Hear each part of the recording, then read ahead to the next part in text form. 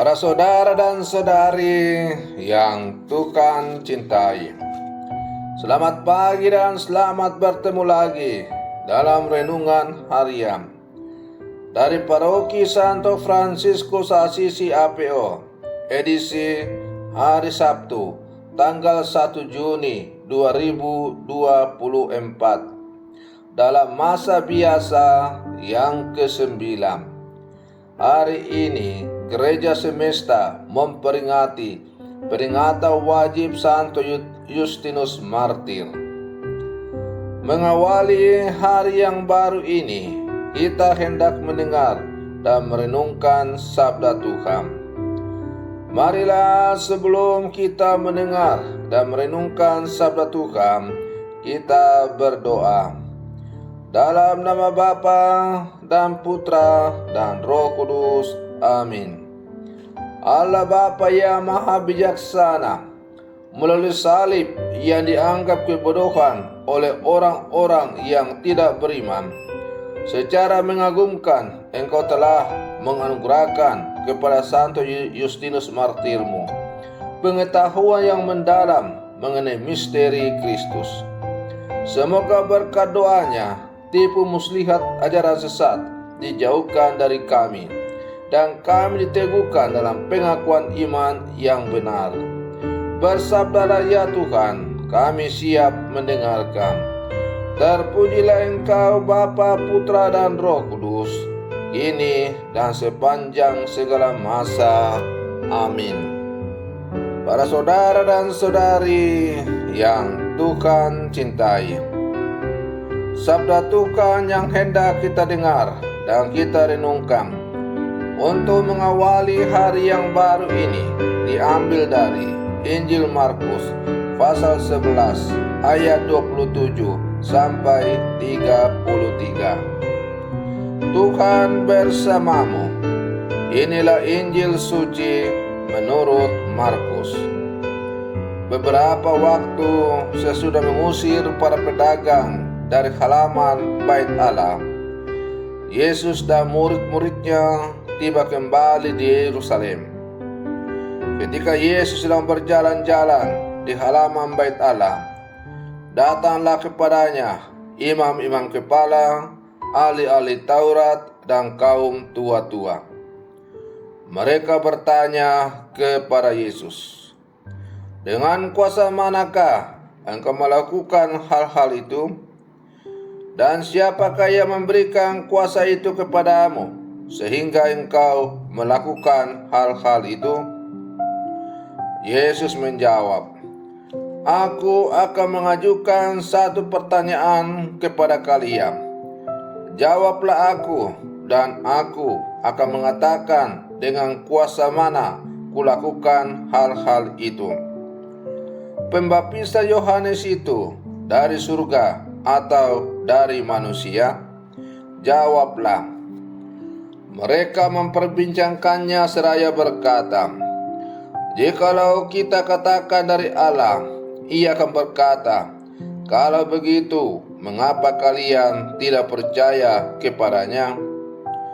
Tetapi masakan kita katakan dari manusia?"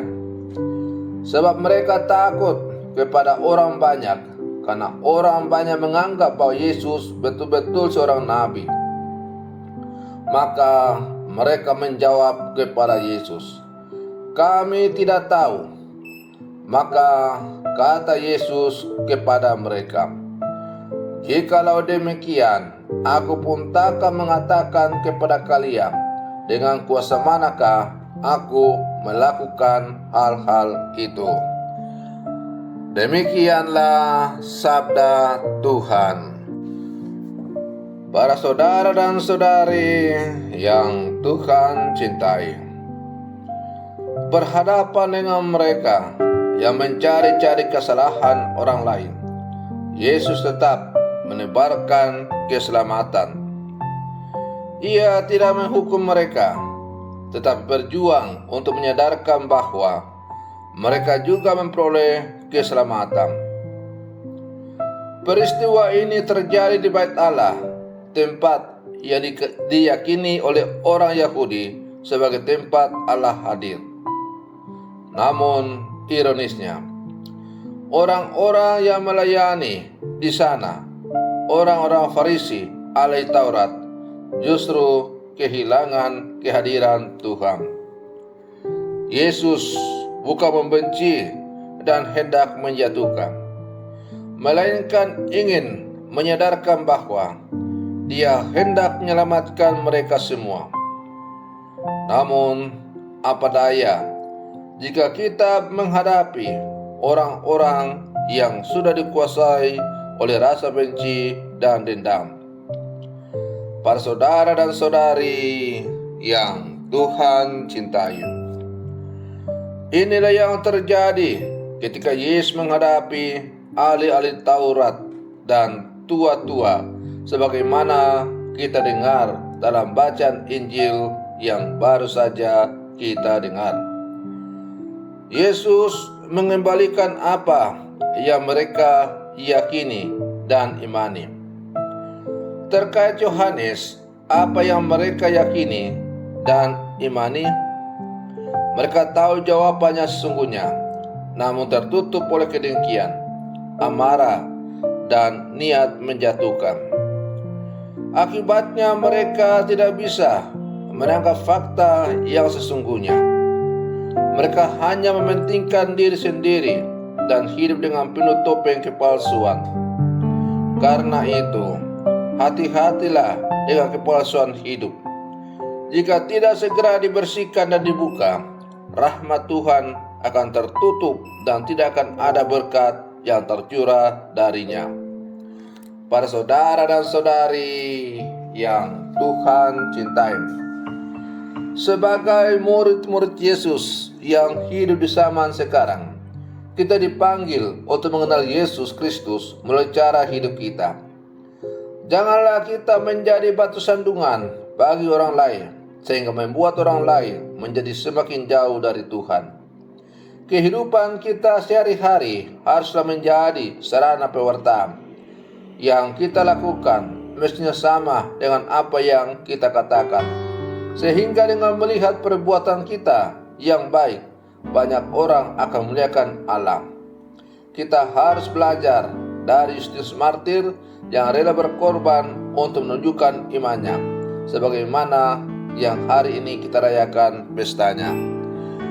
Para saudara dan saudari yang Tuhan cintai, maka marilah sebagai murid-murid Yesus yang hidup sampai sekarang, kita berjuang untuk semakin mengenal Yesus dalam kehidupan kita.